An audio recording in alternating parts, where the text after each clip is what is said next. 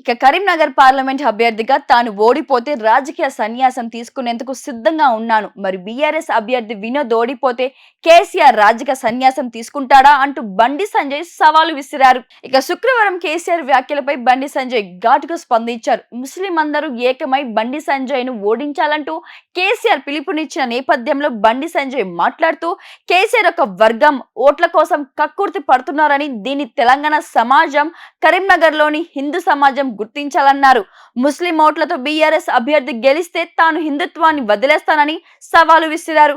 కేసీఆర్ కరీంనగర్ లో చేసిన వ్యాఖ్యలకు హిందూ సమాజానికి క్షమాపణ చెప్పాలని డిమాండ్ చేశారు. పేదవాడినైనా నేను కావాలో లేక కేసీఆర్ కి చుట్టాలు అయిన వినోద్ రాజేంద్ర కావాలో మీరే తెలుసుకోవాలంటూ ఓటర్లకు బండి సంజయ్ విజ్ఞప్తి చేశారు. ఇక అవినీతి సామ్రాజ్యానికి అధిపతి కేసీఆర్ కాళేశ్వరంకి జాతి హోదా రాకుండా అడ్డుకున్నారని బండి సంజయ్ ఆరోపించారు.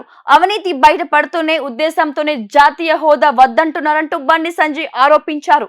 కరీంనగర్ స్మార్ట్ సిటీ కోసం కేంద్రం నుంచి నిధులు తీసుకొచ్చాను, కానీ దాని గాడిద గుడ్డుతో పోలుస్తున్నారని బండి సంజయ్ అసహనం వ్యక్తం చేశారు. ఆ రెండు పార్టీలు రెండవ స్థానం కోసం పోటీ పడుతున్నాయని అన్నారు. కేటీఆర్ సిరిసిల్లాలో దాదాగిరి, గుండాగిరి చేసే అధికారం చెల్లించాలని అనుకుంటే తగిన గుణపాఠం ఓటర్లకు చెప్తారంటూ బండి సంజయ్ హెచ్చరించారు. సమస్యలు పరిష్కరించకుండా కాలయాపన చేసేందుకు కేసీఆర్ ప్రభుత్వానికి ఓటర్లు తగిన బుద్ధి చెప్తారంటూ బండి సంజయ్ పేర్కొన్నారు. దేశం సురక్షితంగా ఉండాలంటే నరేంద్ర మోదీ తిరిగి ప్రధానమంత్రి కావాలని బండి సంజయ్ పేర్కొన్నారు. ఇక శుక్రవారం ప్రచారంలో భాగంగా గన్నేరువరంలో నిర్వహించిన కార్నర్ మీటింగ్ లో బండి సంజయ్ పాల్గొన్నారు. ఈ సందర్భంగా మాట్లాడుతూ నరేంద్ర మోడీ నిరుపేదల సంక్షేమానికి అహర్నిశలు కృషి చేస్తున్నారు. కరోనా మహమ్మారి సమయంలో ఉచిత టీకాలు అందజేసి కోట్లాది ప్రాణాలను కాపాడుకున్నారు.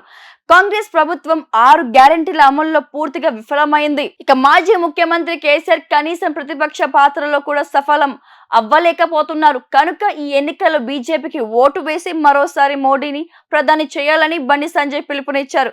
మోడీకి మద్దతుగా తెలిపిన వారు దేశాన్ని మంచి చేసిన వారు అవుతారని, మోడీ దేశ ప్రజలే కుటుంబంగా సేవ చేస్తున్నారని, మరోమారు మోదీని ప్రధాని అయితే ప్రపంచ దేశాలతో భారతదేశం ఉన్నత స్థాయికి చేరుతుందని ఆయన పేర్కొన్నారు. రైతుల ధాన్యం కొనుగోలు కాంగ్రెస్ ప్రభుత్వం విఫలమైంది. రామ మందిరం నుంచి ఆర్టికల్ 370 వలసల నిర్మాణాలకు మోదీ ప్రభుత్వం ఎంతో కృషి చేస్తుందని బండి సంజయ్ పేర్కొన్నారు.